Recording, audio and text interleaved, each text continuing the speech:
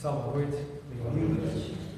Antes de iniciar nossa palestra dessa noite, vamos cerrar nossos olhos um minutinho, erguer nosso pensamento a Jesus, nosso Mestre, para que através dos seus enviados, Jesus possa estar conosco e que seja guiado o nosso pensamento às pessoas necessitadas, ao nosso lar, levando bênçãos, luz para os enfermos, levando o conforto aos que perderam entes queridos, que foram já no mundo espiritual, que esses que partiram possam ter um despertar tranquilo, sereno, e sobretudo nesse momento que nós possamos agradecer a Deus pela nossa vida, agradecer por essa oportunidade maravilhosa de estarmos aqui evoluindo no mundo duro de provas e expiações, mas necessário para o nosso aprimoramento espiritual. Então, com as bênçãos de Jesus, dos nossos mentores, estamos iniciando a palestra desta noite. Pessoal, ainda existe muito dúvidas a respeito, principalmente para as pessoas não espíritas e para os que estão chegando à doutrina agora, também a respeito do céu e do inferno. Então, vez por outra, sempre, pelo menos uma vez por ano, a gente costuma trazer aqui informações para que possa acalmar as pessoas, para que possa entender da bondade divina, que não existe penas eternas, que a pessoa é condenada eternamente, nem aquele céu ocioso que ninguém faz nada. Então, desmistificando de uma forma plena o céu e o inferno. O que diz então a visão das religiões tradicionais que estão por aí a respeito do céu e do inferno? Para eles, existe a criação do espírito na hora da concepção. O espírito na hora que há a junção do óvulo e do espermatozoide, naquele momento o espírito é criado, nasce, tem a vida na Terra, período na Terra, pode ser curto ou longo, tem esse período. Terminado essa prova, essa vida na Terra, o corpo físico morre, na visão deles, e o espírito parte à espera de um julgamento, praticamente. E nesse momento, no mundo espiritual, é feito o julgamento dos atos que a pessoa fez durante a existência terrena. Então, se ele foi um pouco ruim, nem muito, mas um pouco, ele não merece o céu e nem o inferno. Então criaram-se um lugar intermediário chamado purgatório. Então ele vai para lá. E se ele foi ruim totalmente, ele está condenado ao inferno eterno, penas eternas. Essa é a visão tradicional das religiões que nós temos por aí. As pessoas que foram católicas, evangélicas, ainda têm esse medo de...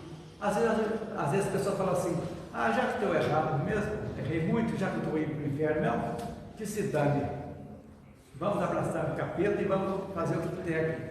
É uma visão errônea, porque nós sabemos que é isso que a gente tem que passar para as pessoas, que um dos atributos da divindade de Deus é bondade e justiça, que também as religiões, também tradicionais, encaram isso também, que Deus é justo, é amor infinito, não tenha dúvida, Deus é amor, Deus é perfeito, atributo, é criador de todos os espíritos, justiça, misericórdia, é sabedor de todas as coisas, conhece tudo, o universo é regulado por ele, por leis divinas. Todas as religiões, inclusive as tradicionais, pensam isso aí. E aí a pergunta que a gente vai ver daqui a pouco: se pensam assim, como vamos entender um Deus violento, vingativo, condena e perdoa. Uma incógnita. Né? Aí veio a doutrina espírita. Vou ver agora a visão do céu e inferno segundo a doutrina espírita. Então, como que começa? Começa na criação do princípio inteligente. O que é o princípio inteligente? É quando, na evolução, aquele ser já passou por todos os reinos, desde o mineral, o vegetal, o animal, e quando ele adentra no mundo hominal, ele recebe, então, a inteligência, o pensamento contínuo, o livre-arbítrio. Ele começa a guiar, ele se torna de princípio inteligente, passa a ser inteligente. É quando chega o espírito simples e ignorante e começa o seu trabalho. No começo, quase que só instinto, e aprofundando de reencarnação em reencarnação, vão se fazendo escolhas, vão tendo os reflexos das escolhas, vai entendendo que o sofrimento é uma decorrência de escolhas mal feitas, e nesse longo caminho evolutivo nós passamos, que a história nos traz, desde lá do Pitecantropos, e foi seguindo a evolução do corpo físico e do homem até chegar num ponto que ele estava realmente amadurecido para começar realmente a sua evolução. E aí, feito isso, as reencarnações nada mais é a reencarnação do que a evolução do princípio inteligente. Ora, de repente isso aí já dá para clarear. Ué, se nós estamos evoluindo, como então que vai ter o céu e o inferno eterno? Já começa a abrir o nosso leque. Então, passamos na vida pela terra e chega o momento também que o corpo vai se exaurir, vai se deteriorar, vai falecer o corpo. E o espírito adentra o mundo espiritual, volta para lá. Lá, ao invés do julgamento, que as igrejas tradicionais falam, de mandar para o céu, ou para o inferno, ou para o purgatório, tem um momento de avaliação, onde o ser desencarnado, o espírito também, participa daquilo que foi planejado. Aí vocês perguntam, planejado? Como assim? Todos nós, antes de voltarmos à carne, nós passamos por um processo de planejamento reencarnatório, ou seja, é avaliado onde falhamos, onde estão os nossos pontos mais fracos, os pontos mais fortes das encarnações passadas, e é feito um plano reencarnatório para que nós possamos voltarmos e seguirmos adiante. Então, essa volta ao plano espiritual, é feita essa avaliação. Se formos completos, que não necessitemos mais voltar, nós continuaremos a nossa evolução no plano espiritual, naturalmente, sempre evoluindo. Mas se houver necessidade, como vivemos no mundo em prol das expiações, nós voltamos então para reiniciarmos um novo ciclo de aprendizado na matéria. É aqui que estamos aprendendo. E nesses ciclos de voltar, evoluir, desencarnarmos, voltarmos e retornarmos, estamos evoluindo. Então, nesse momento, nesse exato momento que compreendemos isso, nós eliminamos por completo das nossas vidas o terror das penas eternas, do inferno, aquele terrível de sofrimento eterno, onde o fogo nunca se exaure, sempre está queimando, e aquele céu ocioso para as pessoas. Então, gente, aí nesse ponto, nós falamos então dos atributos da divindade. E aí eu estou levando esses questionamentos principalmente para as pessoas que não são espíritas, que são de outras religiões, nessa carta aberta. A doutrina, vou fazer um parênteses, é aberta a todas as religiões. Não é uma doutrina dizendo assim, é kardecista. Não, é doutrina dos espíritos. Kardec não está personificada nele. Ele foi apenas quem codificou os espíritos, é a doutrina dos espíritos, que vai servir para todas as religiões. É o futuro da humanidade, porque vai chegar num ponto que as religiões tradicionais vão abolir, vão entender o que é o céu, o que é o inferno, no sentido figurado, que são estados de consciência que nós vamos falar aqui. E vão entender que, sendo Deus, esse questionamento, se Deus é justo e perfeito, como que Ele vai condenar alguém ao sofrimento eterno? Por que essa? Então, é esse primeiro questionamento. Então, se for para condenar, por que Ele cria então o que Ele criou? Criou aqui para jogar ali e nunca mais tomar conta daquilo ali? Pense um pouquinho, racionalmente. Vamos pensar racionalmente, usando nosso bom senso, nossa racionalidade, a nossa lógica, para entender. Para que criar então, se vai ser? Se ele já sabe que ele tem o poder de conhecer todo mundo, que aquele ser recém-criado não vai dar certo e ele vai estar condenado. Qual o sentido da criação? É algo que a gente precisa. Então, e no inferno tradicional, né? Nós temos a figura do demônio, capeta, Satã, diabo, tudo isso aí que está encarregado de punir os pecadores no fogo eterno. E os atributos de Deus? Também, além disso, de jogar lá, ainda põe alguém para cutucar com o tridente lá ainda, para assar, quando estiver assando um churrasco. Pensa, se existe algo que entre na nossa cabeça racionalmente.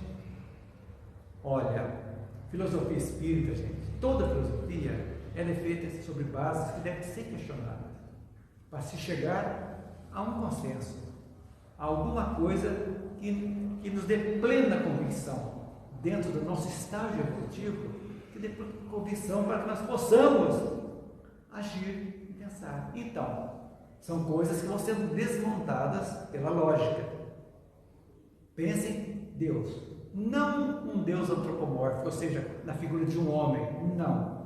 Um Deus energia, que toma conta do planeta, que deixa todos os planetas em harmonia, cada um na sua órbita, cada um na sua sequência, um não se choca com o outro, tudo, universo ou multiverso, não sabemos, que está tudo essa energia. Que Ele nos criou, deu-nos um princípio inteligente, deu um discernimento, para que nós possamos evoluir e chegarmos próximo dele. É a evolução relativa, não seremos perfeitos como Ele, mas chegamos bem próximo dele. É esse o nosso objetivo. Para isso, nós precisamos, eu digo sempre, esquecermos que a Terra é o suprassumo do universo. Só na nossa galáxia tem 203 bilhões de estrelas e de outros planetas. Bilhões nessa Via Láctea. Agora, quantas galáxias nós temos?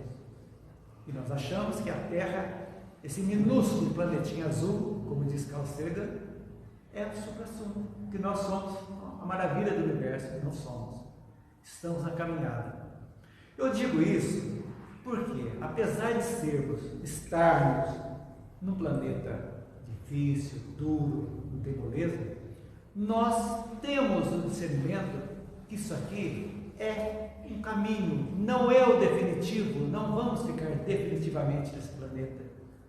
Ao atingirmos o ápice nosso e do planeta também, vamos para outros mundos, outras dimensões, e o planeta físico, já estudamos, que também vai chegar a um ponto que ele vai se dissolver para criar outros. O nosso Sol vai se dissolver, vai apagar, e vamos sempre criando, e Kardec muito bem nos explica no livro A Gênese. Então, essa sequência, a Terra para nós, para uns é um hospital, para outros é uma escola e para outros uma penitenciária. Cada um no seu nível. Mas não com o intuito de castigo, mas de aprendizado.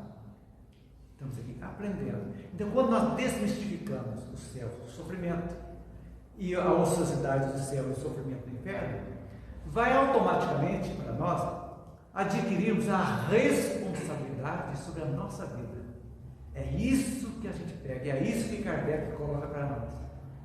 A respeito da transformação moral. Esse é o nosso objetivo. Valorizar ao máximo a nossa encarnação.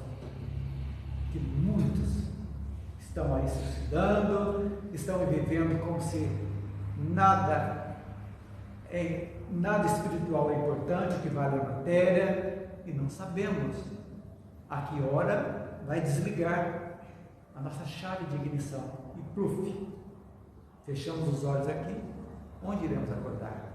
Então é isso, valorizar o hoje, é agora, já que é isso que os meus atos, que serão os responsáveis por onde eu estarei no futuro, pós-morte do corpo, pós-desencarne, nos dá a racionalidade de entendermos quão boa essa oportunidade que estamos aqui.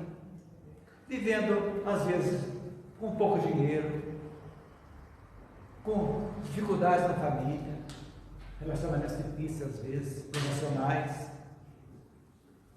doenças, não gostando do nosso corpo, tudo isso faz parte, não gostando da nossa família, mas entendemos, pela bondade divina, que tudo isso é uma engrenagem que precisa encaixar devagarzinho. Onde vai existir o perdão, a aceitação, e vamos vivendo um dia de cada vez. Esse é o nosso objetivo. Aparando as arestas, que não são poucas, todos nós as temos dentro de nós, carregamos. Estamos às vezes sorrindo e chorando por dentro, é natural. Mas sempre, quando choramos por dentro, nós temos que ter a ideia que não estamos sozinhos, jamais. Precisamos entender que essa companhia também depende exclusivamente de cada um de nós. Se nós mergulharmos na tristeza, mergulharmos na revolta, na angústia, a companhia será no mesmo teor.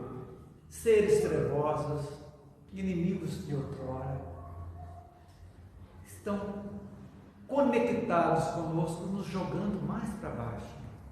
Quando nós, apesar do choro por dentro, nós nos mostrarmos confiantes, eu sou filho de Deus, cada um deve dizer. Eu estou passando por isso aqui, passando, não é ficando, estou passando. E que isso nos traga algo de bom, que eu possa aprender e seguir adiante, pois tudo passa, nada fica. A essência nossa que vale. Então, a gente vai entendendo, a hora que nós ligamos Deus, os atributos divinos, aquele Pai misericordioso, como que ele vai querer alguém para ficar batendo asa, tocando harpa, gente, sem fazer nada? Fala para nós, anjinho batendo asinha e tocando harpa. Que coisa mais boba, ficar lá sem fazer nada. Para quê? Por que passar? Ociosidade também é terrível. Então aí que a gente tem que pensar. Então agora, sabendo disso, nós vamos falar um pouquinho que diz na ótica nossa, nas religiões tradicionais e na ótica espírita, o que nós vamos destrinchar um pouquinho a respeito do purgatório, do céu e do inferno. Para a gente matar de vez isso aí, entre aspas, matar entre aspas, para que nós não tenhamos mais dúvidas que somos espíritos, que estamos condenados, sabe o quê? A evoluir. Não tem como escapar, vamos evoluir. E por que não agora? Por que esperar outras encarnações, às vezes mais difíceis ainda, se nós temos a oportunidade de estarmos aqui e agora? Independente se somos novos ou velhos, não interessa. O importante é o momento. Lembre-se, estou falando não só para espírita, mas também para não espíritas, que precisam, às vezes estão angustiados, amargurados, carregando culpas terríveis, esquecendo de viver, quando ainda tem tempo de se acertarem, de se arrependerem, expiarem e repararem enquanto estiverem aqui e quitarem esse débito. É isso que é importante, e evoluir. Então vamos falar alguma coisa. O que seria o céu? Para a teologia cristã, seria uma região de glória eterna. É onde é a glória no supra-sumo, todo mundo bonitinho lá, sem fazer nada, só passeando, para lá, para cá. É isso aí. Para o Espiritismo, na questão 1016 do Livro dos Espíritos, Kardec pergunta aos Espíritos: o que se pode entender por céu? E os Espíritos respondem: é o espaço universal, é o espaço que tem, é o céu. Onde estão os planetas, as estrelas, os mundos superiores? Está lá. É o céu. E também, trazendo pela filosofia espírita, isso é a resposta que está olhando para cima e se enxerga. Porque tem aquela história de céu para cima e inferno para baixo, né? Você fala assim, para baixo é que o negócio está feio, e para cima é o céu. Então, olhando para cima, é onde estão os planetas, as estrelas, da belezinha. Mas no sentido da filosofia, que vai nos abrir, céu seria o quê? A nossa consciência tranquila. Pensem bem. Oriunda do esforço permanente de amar, servir em nome do Senhor, edificando a quem? A nós mesmos. Cada um de nós. Deus não está dentro de nós? Nós aprendemos na doutrina. Onde está a lei dele? Dentro de cada um de nós também. É só exercer. Olhando para dentro de cada um de nós. Esse é o grande mistério. E a maior dificuldade do ser humano, se enxergar, olhar. Como se abrisse o nosso coração aqui, olhando, está aqui estão minhas virtudes, aqui estão meus defeitos que eu preciso combater, que eu preciso eliminar. Não no cutucão, não, pela compreensão. Eu sei que isso aqui está me fazendo mal, não vai fazer nada de bom para mim. O que eu tenho que fazer? Começar a trabalhar, começar a observar os meus pensamentos, as minhas palavras e as minhas atitudes. É assim que se conhece a si mesmo, observando. Feito isso, nós vamos começar entendendo que o céu pode estar dentro de nós. Em alguns momentos o inferno está dentro de nós, e até o purgatório. Nós trazemos nas 24 horas do dia, às vezes, momentos de céu e momentos de inferno. Por quê? Porque ainda não temos a capacidade do equilíbrio permanente. Ainda é o nosso trabalho. Então, por isso, quando o Espírito de Verdade diz: espíritas, amai-vos, o segunda coisa que ele pede, instruí-vos. Instruí-vos no quê? É lá nas matérias intelectuais do mundo, no conhecimento? Não, na matéria moral. É na moral cristã que nós precisamos ver. É esse o nosso trabalho. Então, céu, nós sabemos, estado de consciência tranquila. E o inferno, na teologia cristã, é o lugar das penas eternas. Seria condenado eternamente. E para o Espiritismo, também, como disse há pouco, é um estado de consciência. É a nossa consciência. Que a gente vai, as nossas imperfeições vão fazendo que nós façamos escolhas negativas, vamos receber de volta os reflexos dessas escolhas, vamos trazer sofrimento. Mas o sofrimento, só pelo sofrimento, não adianta. Se eu não compreender o porquê do sofrimento, eu vou repetir, posso voltar 10, 15 vezes encarnações. Se eu não tiver a compreensão da dor, não vai adiantar. Então, quando você compreende a dor, por que essa dor? Por que eu estou me sentindo assim? E vamos procurar trabalhar. Ai, que cheiro de compreensão. Você não vai culpar ninguém, não vai responsabilizar ninguém, e vai entender que foram escolhas que cada um de nós fez nesta ou em outras vidas que precisam ser reequilibradas. Aí você compreende, poxa vida, porque aliado à dor, Deus é tão bom que Ele manda junto a misericórdia para que nos fortaleça, para que nós possamos compreender a dor e eliminá-la da nossa vida. Se não for nesta, para a próxima. E assim sucessivamente, nós compreendendo isso, qual a conclusão que nós chegamos?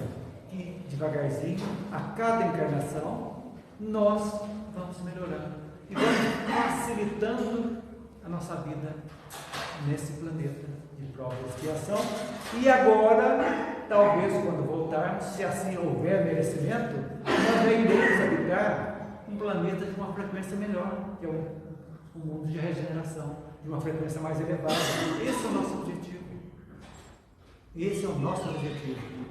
E a vida vai seguindo. Agora, tem uma coisa que as pessoas falam assim: apenas eterna. Mas e o umbral? Umbral não é local de sofrimento? Pode ser considerado. Mas é um local, podemos dizer assim, que é aquele momento que precisa haver um esgotamento dos resíduos mentais negativos.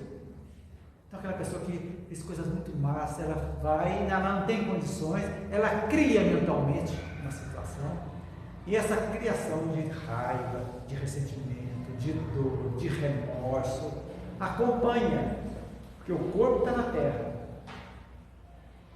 mas o espírito, ele vai com essa energia que precisa ser esgotada.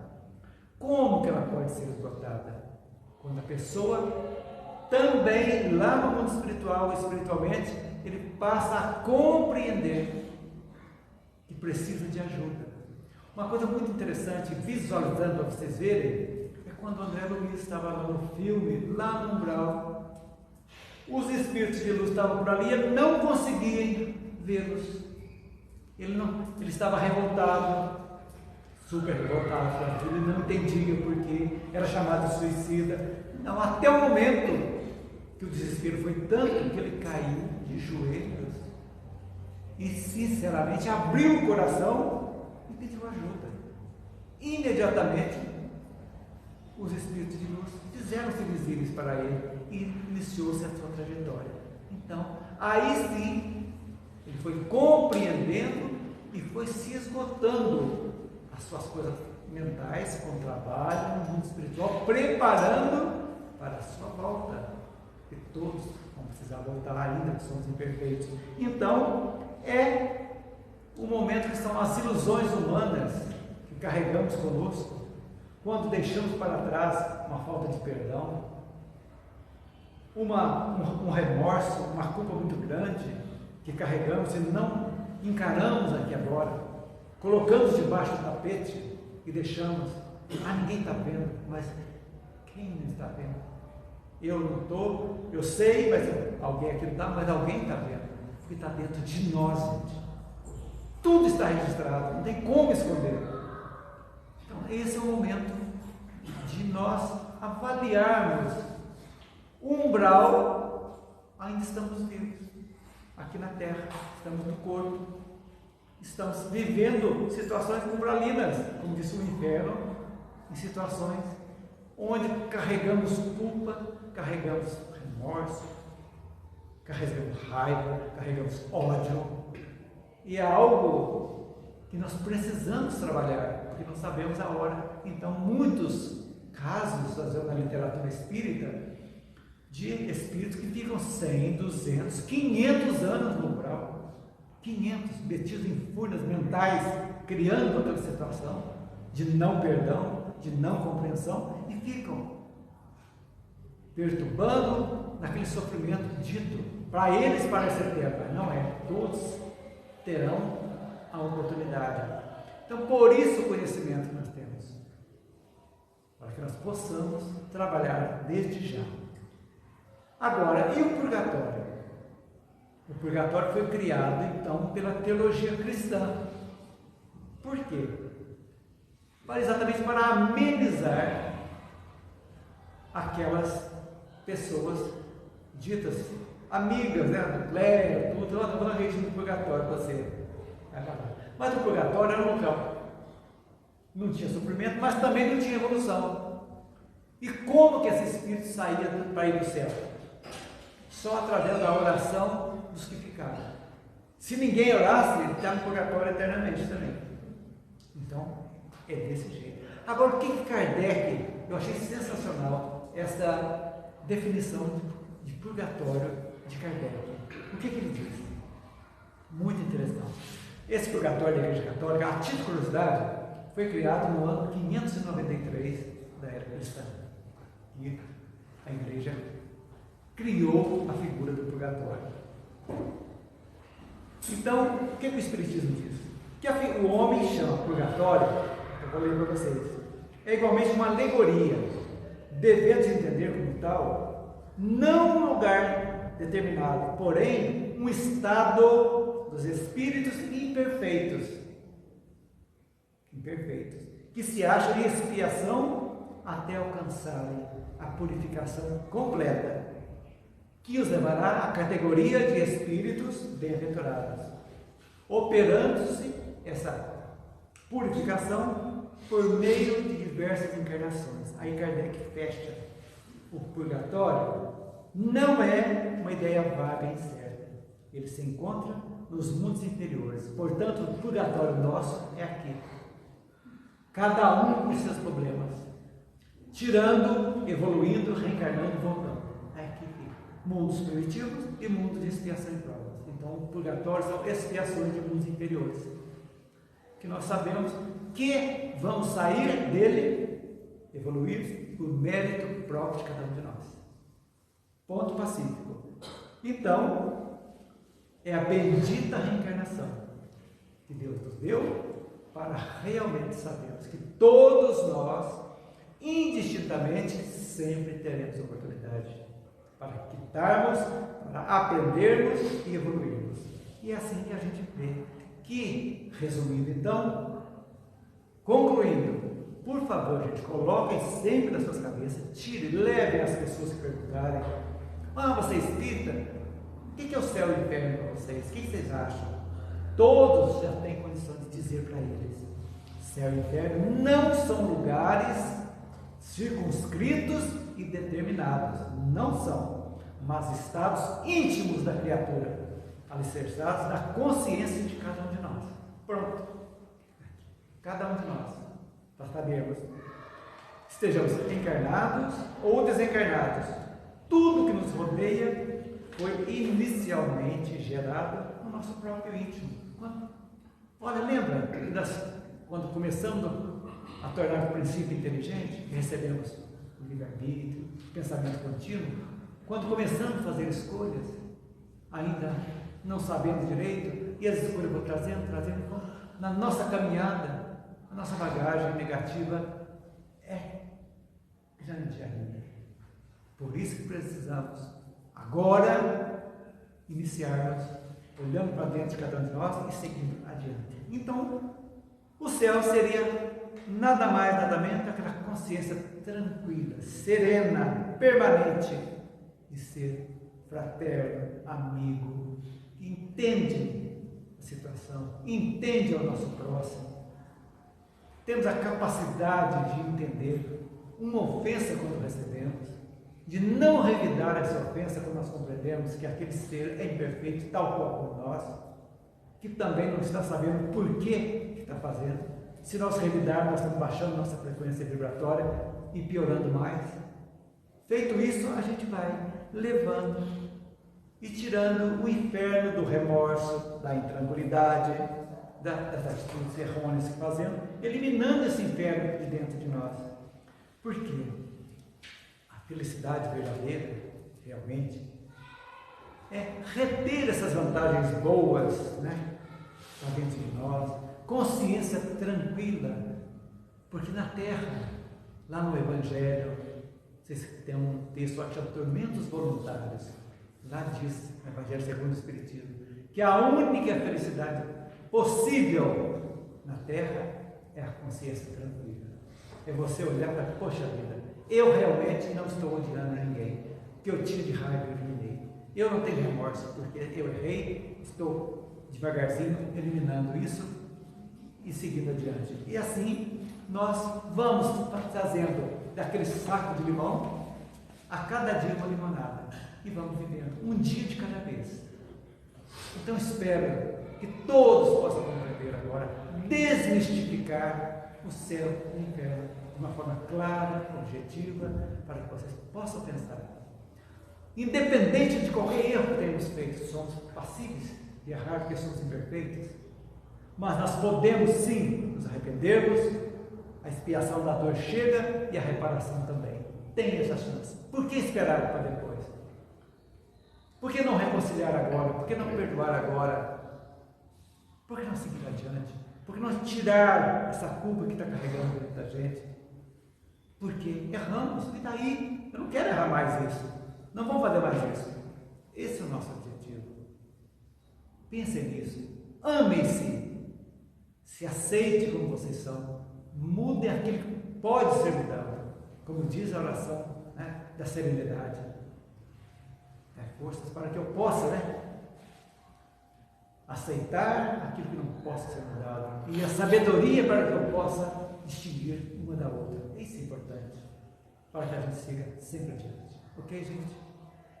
É que eu tive o prazer dessa companhia gostosa nesses 30 minutos que passamos juntos. Ok?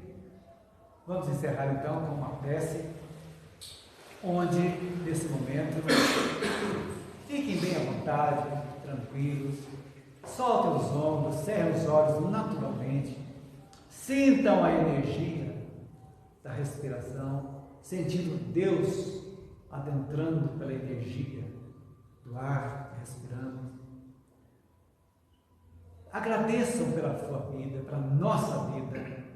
Vamos agradecer por tudo aos nossos pais que nos deram a existência no mundo material, as pessoas boas da nossa infância que nos abraçaram, nos ajudaram. Ao mesmo tempo, agradecemos também para aquelas pessoas difíceis, com que também aprendemos muito com a convivência delas, sem raiva, sem rancor.